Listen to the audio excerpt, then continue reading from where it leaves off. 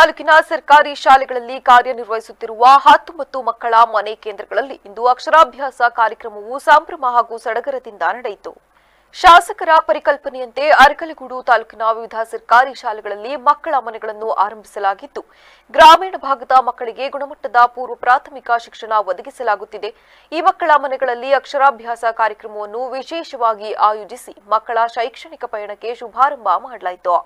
ಪುರೋಹಿತರ ಮಾರ್ಗದರ್ಶನದಲ್ಲಿ ನಡೆದ ಕಾರ್ಯಕ್ರಮದಲ್ಲಿ ಪೋಷಕರು ಮಕ್ಕಳ ಕೈ ಹಿಡಿದು ಅಕ್ಷತೆಯ ಮೇಲೆ ಹಾಗೂ ಅಕ್ಕಿ ತುಂಬಿದ ತಟ್ಟೆಯಲ್ಲಿ ಓಂ ಬರೆಸುವ ಮೂಲಕ ವಿದ್ಯಾಭ್ಯಾಸಕ್ಕೆ ಚಾಲನೆ ನೀಡಿದರು.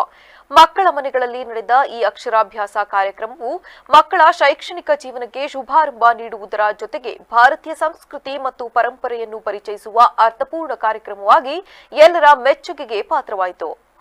ಇಲ್ಲಿ ಮಕ್ಕಳ ಮನೆ ಸ್ಟಾರ್ಟ್ ಆಗಿ ಆಲ್ರೆಡಿ 3 ವರ್ಷ ಆಯಿತು. ನಾನು ಇಲ್ಲಿ 2 ವರ್ಷದಿಂದ ಕೆಲಸ ಮಾಡ್ತಾ ಇದ್ದೀನಿ. ಈ ಮಕ್ಕಳ ಮನೆ ಎಂಬ ಪರಿಕಲ್ಪನೆಯು ಶಾಸಕರ ಕನಸಿದ್ದಂತೆ ಅವರು ಅವ್ರ ಪತ್ನಿಯವರು ಸೇರಿ ಮಂಜು ಸರ್ ಮತ್ತು ತಾರಾ ಎ ಮಂಜು ಮೇಡಮ್ ಅವರು ಸೇರಿ ಹಾಗೂ ಹಿರಿಯ ವಿದ್ಯಾರ್ಥಿಗಳ ಸಹಕಾರದಿಂದ ರೂಪಿಸಿರುವಂಥದ್ದಾಗಿದೆ.